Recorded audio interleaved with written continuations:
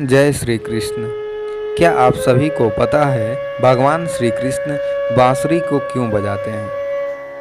आखिर मधुसूदन को बांसुरी क्यों प्रिय है? ऐसा कहा जाता है कि गोविंद हमेशा बंसी को अपने साथ रखते हैं। इसके पीछे का वजह क्या है?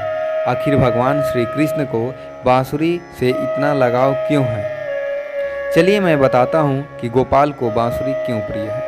जब अखिल ब्रह्मांड नायक भगवान श्रीमन नारायण द्वापर युग में पृथ्वी पर जन्म लिए थे, उस समय सभी देवी देवता ऋषि मुनि गोकुल पहुँचने लगे थे, जहाँ सभी लीलाधर श्री कृष्ण को देखने पहुँचे।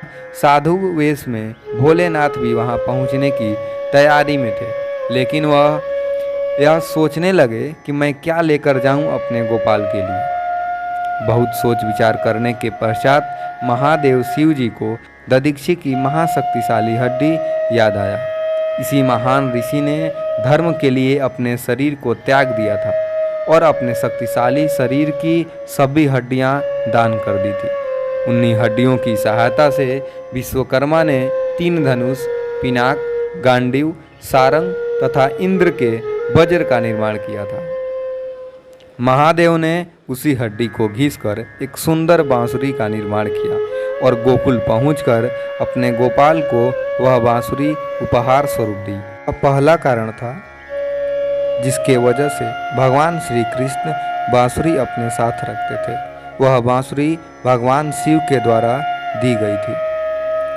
कई धार्मिक ग्रंथों में यह भी उल्लेख मिलता है कि एक बार गोपियाँ सब बंसी से पूछी थी कि तुम्हें इतना गोपाल प्रेम क्यों करते हैं? ऐसा कौन सा गुण है तुम में जो हमेशा श्याम के ओठों से लगी रहती हो, उनके मधुर अधरामृत का पान करती रहती हो। जब वे तुम्हें बजाते हैं तो तुम उन्हें अपने इशारे पर नचाती हो।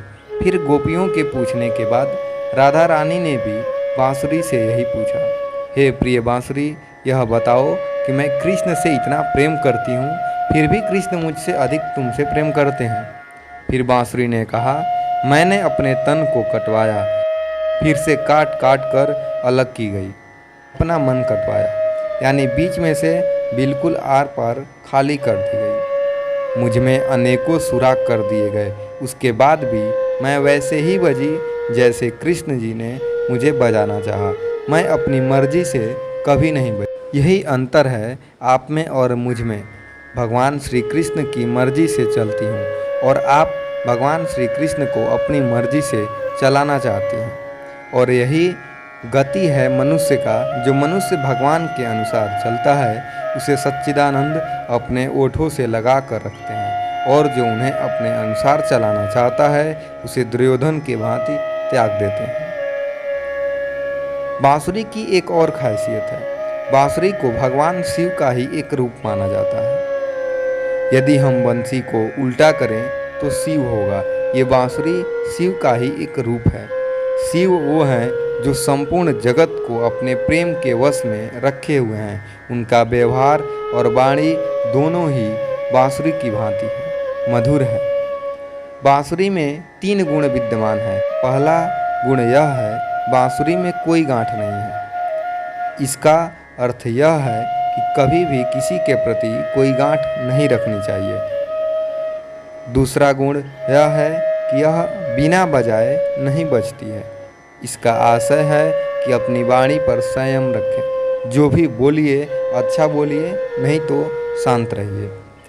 तीसरा गुण यह है कि जब भी बजती है मधुर बजती है। इसका अर्थ यह है कि अपने वाणी में मधुरता रखना चाहिए, कड़वाहट नहीं रखनी चाहिए। बांसुरी में यह 3 गुण मनुष्य को अपने व्यवहार में लाने का संकेत है। जिस मनुष्य में यह गुण है वह मधुसूदन का अति प्रिय है। हमारी कहानी आप सभी को कैसी लगी यह जरूर बताएं, और ऐसे ही ज्ञानवर्धक तथ्य को जानने के लिए हमारे चैनल को सब्सक्राइब करना ना भूलें। जय श्री कृष्ण।